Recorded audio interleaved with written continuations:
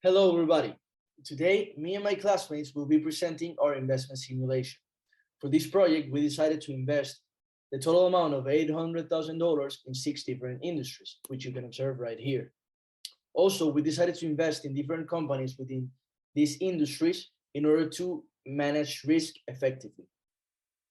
And in order to decide on which companies to invest, we focused on both fundamental and market data. First, we have the pharmaceutical industry, where we wanted to destine the 5% of our total amount invested, which corresponds to $40,000, and we divided this amount of money in 3 different companies, which are Johnson & Johnson as the highest in terms of market capitalization and the biggest in terms of number of employees, on Pfizer, which is the lowest priced and the highest company in terms of number of shareholders, and Moderna as the lowest in market capitalization, yet the best priced if we analyze the PE ratio, what we'll be showing to you in the next slide. These 3 companies have gained recognition in the market since the latest event of COVID-19 pandemic and the recent monkeypox disease. Therefore, their revenues have increased and alongside their R&D departments. And we expect that this trend continues within the medium and long term. Here we can observe Moderna's stock. And according to Investopedia.com, we can see that the return on assets and return on equity is the highest in the market. And also it can be considered as the most liquid company within these 3. On the other hand, if we analyze the 1-year beta, we can see that's the closest to 1, meaning that it moves alongside with the S&P 500. And with the PE ratio, we can see that, as we stated before, is the lowest, and it can be considered as an undervalued company, meaning that in the future, their stock price may arise. Regardless, we wanted to be cautious with our investment, and we decided to invest only 5% of our total investment in this industry to see how the market goes.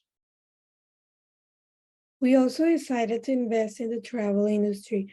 We chose the 25% of the total investment, which was 800,000 into the travel industry, which will be 200,000, dividing this amount of money into Booking Holdings, Marriott International, and Airbnb. We consider these 3 companies to be outstanding due to their overall adaptability and results in the past 2 years after COVID. According to Investopedia, we can analyze that in the biggest terms, we have different things to take into account. For example, the highest amount of shares bought that we had was in Airbnb, but the highest market capitalization is in Airbnb also. And we can see that Marriott International has the highest number of shareholders. And we can see that the 1-year beta, the highest, is from the Bookings Holdings.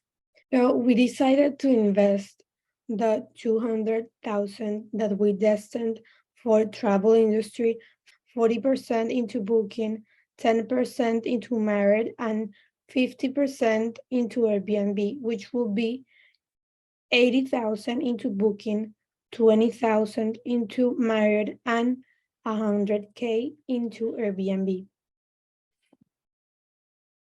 The retail industry, which during the whole year has a high demand and great development due to the necessities of grocery and different festivities. Throughout the year, we decided to invest $40,000, which corresponds to the 5% of the total amount to be invested initially, which our total stock initial investment corresponds to $800,000. We decided to invest mainly in Costco, 50% of the investment, 10% in Dollar Tree, 20% in Walmart, and 10% in Target, which are recognized retailers in our daily grocery, for a total investment of Dollar Tree of $7,870.50, for a total investment of Target of $3,997.63, a total investment for Walmart of $8,008.06.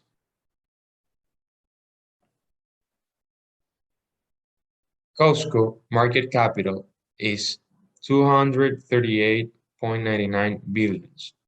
Company which has regard of its customers and have maintained their prices with around 214,000 employees. We purchased 36 stocks at a price of $541.99 per share, which corresponds an investment of $19,926.08. Next slide, I'm going to talk about the banking industry.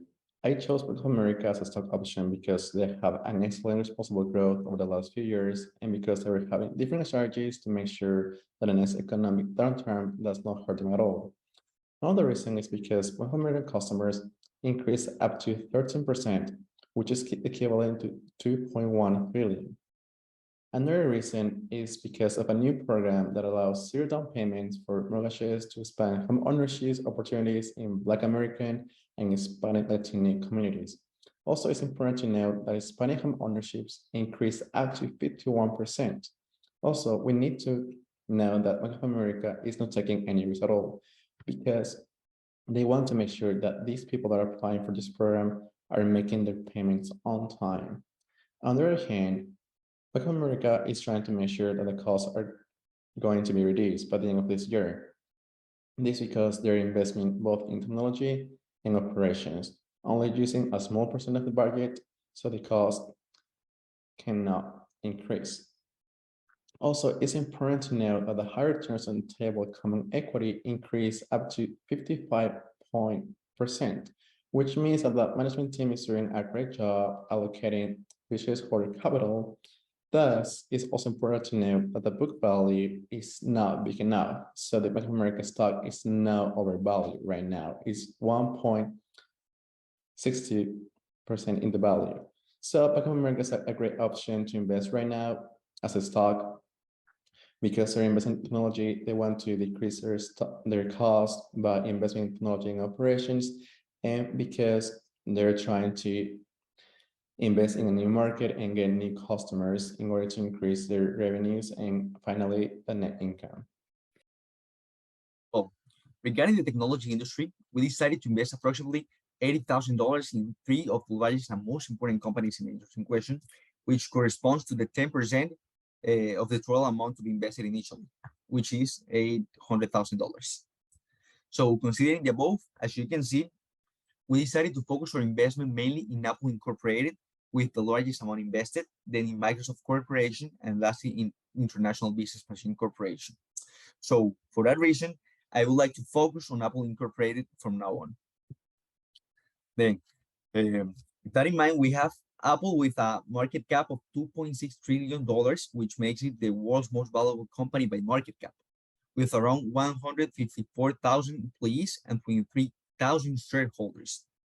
And we have to say that we purchased 223 shares at a price of 161 with 36 cents per share, which corresponds to a total of 35,983 with 28 cents. And now, why do we want to invest in this stock? Well,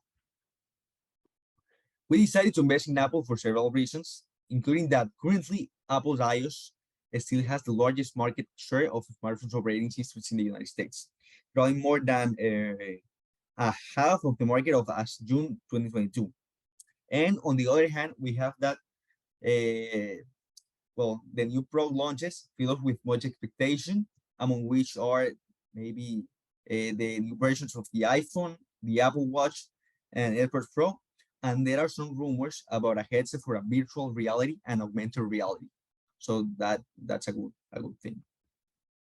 And finally, considering some ratios and indicators, we can see here that Apple has a beta of 1.2398, which means that it's a little more volatile than the market, taking as a reference the beta of 1 of the S&P 500 index. However, we have to say that we are not very concerned about this because although it adds a little risk to our portfolio, it also increases the expected return. So that's a good thing as well. And finally, we have a PE ratio of 25.5221. So we've combined Coca-Cola, Procter & Gamble, and PepsiCo into one industry because they can all be related back to the home. You can buy a liter of Coca-Cola from the grocery store, bring that home for you and your significant other, your family, whatever. Procter & Gamble sells a lot of laundry detergent, diapers, toothpaste, things that people are using in the everyday life. PepsiCo also sells a lot of drinks, much like Coca-Cola, but they also sell candy, which usually passed out around Halloween, but special occasions too. Procter & Gamble has the highest market capitalization of $337.166 billion. It also has the highest total value because we invested a total of $240,000 into all three stocks, and we split it 25 to Coca-Cola, 25 to PepsiCo, and 50 to Procter & Gamble. You'll see that of the ratios, all of three stocks have the same ratios all the way to the bottom, except the PE ratio, that's where it differs.